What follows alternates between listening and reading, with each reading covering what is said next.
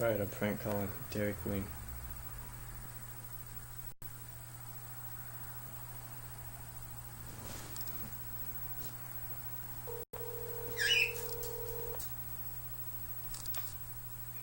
California Dairy Queen. Hello, sir? Hi. I have a complaint of the utmost importance. Okay.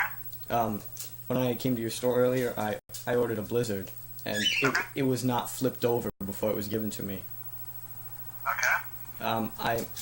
I'm completely mortified that this could have happened. Okay.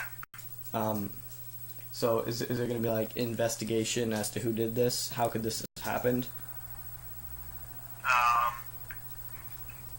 guess it was just a simple mistake. Just accidentally flip yours.